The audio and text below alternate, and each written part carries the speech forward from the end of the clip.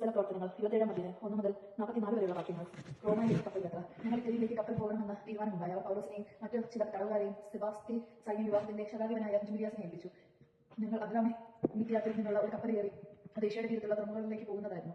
ഞങ്ങൾ യാത്ര പുറപ്പെട്ടപ്പോൾ തെസലോനിക്ക ലോനിക്കാനകര വാസിയും മെക്കോദിയ കാരനുമായ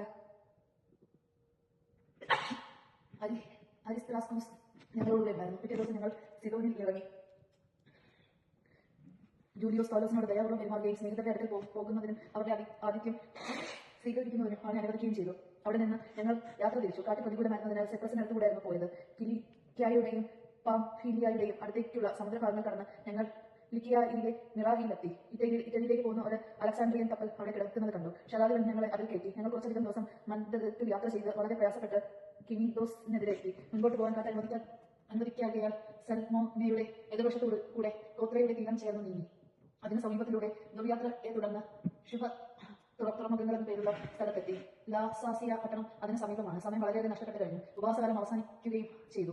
അപ്പോൾ യാത്ര ചെയ്ത അപകടം പൂർവ്വമായിരുന്നു. അതിനാൽ പൗലോസ് അവരോട് ഇങ്ങനെ ഉപദേശിച്ചു: മാന്യരെ, നമ്മുടെ ഈ കപ്പൽ യാത്ര കപ്പലിനും ചരക്കിനും മാത്രമല്ല, നമ്മുടെ ജീവനും തന്നെ നഷ്ടവും അപകടവും വരുത്തുമെന്ന് ഞാൻ കാണുന്നു. എന്നാൽ ശതാധിപൻ പൗലോസിന്റെ വാക്കുകളെല്ലാം കപ്പിത്താനെയും കപ്പലുടമയുമായാണ് അനുസ്മരിച്ചത്. ആ തുറമുഖം ശൈത്യകാലം ചെലവഴിക്കാൻ പറ്റിയതല്ലാത്തതിനാൽ അവിടെ നിന്ന് പുറപ്പെട്ട് കഴിയുമെങ്കിൽ ഫീനിക്സിൽ എത്തി ശൈത്യകാലം അവിടെ കഴിക്കണമെന്ന് മിക്കവരും അഭിപ്രായപ്പെട്ടു. ക്രോത്തേയിലെ ഈ തുറമുഖത്തിന്റെ തെക്ക് പടിഞ്ഞാറ് ഭാഗങ്ങൾ കടലിലേക്ക് തുറന്നു കിടന്നിരുന്നു. കൊടുങ്കാറ്റും കപ്പൽ നാശവും. തെക്കൻ കാറ്റ് മന്ദമായി വീശി തുടങ്ങിയപ്പോൾ തങ്ങളുടെ ഉദ്ദേശം സാധ്യതപ്രായമായി എന്ന ചിന്തയോടെ അവർ നങ്കൂരം ഉയർത്തി ക്രോത്തേയുടെ തീരം ചേർന്ന് യാത്ര തുടർന്നു. എന്നാൽ പൊടുന്നനെ വടക്കു കിഴക്കൻ എന്ന് വിളിക്കപ്പെടുന്ന കൊടുങ്കാറ്റ് കരയിൽ നിന്ന് ആഞ്ഞടിച്ചു. കപ്പൽ കൊടുങ്കാറ്റിൽ അകപ്പെട്ടു. കാറ്റിനെ എതിർത്ത് നിൽക്കാൻ അതിന് കഴിഞ്ഞില്ല. അതിനാൽ ഞങ്ങൾ കാറ്റിനെ വഴങ്ങി അതിന്റെ വഴിക്ക് തന്നെ പോയി. ക്ലെബ്ദ എന്ന് വിളിക്കപ്പെടുന്ന ദ്വീപിന്റെ അരികു ചേർത്ത് കപ്പൽ ഓടിക്കുമ്പോൾ കപ്പലിനോട് ബന്ധിച്ചിരുന്ന തോണി വളരെ പ്രയാസപ്പെട്ടാണ് നിയന്ത്രണാധീനമാക്കിയത്. അവർ അത് എടുത്തുയർത്തി കപ്പലിനോട് ചേർത്ത് കെട്ടിയുറപ്പിച്ചു. പിന്നെ സിർത്തി തീരത്ത് ആഴം കുറഞ്ഞ സ്ഥലങ്ങളിൽ കപ്പൽ ഉറച്ചു പോകുമോ എന്ന് ഭയപ്പെട്ട് കപ്പൽ പായ്ക്കൾ താഴ്ത്തി.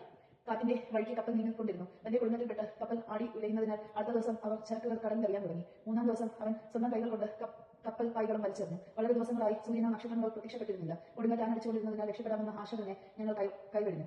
പല ദിവസങ്ങൾ ഭക്ഷണമില്ലാതെ കഴിയേണ്ടി വന്നപ്പോൾ പൗലോസ് അവരുടെ മധ്യവൻ പറഞ്ഞു: ജനങ്ങളെ, നിങ്ങളെന്റെ വാക്ക് കേൾക്കേണ്ടതായിരുന്നു.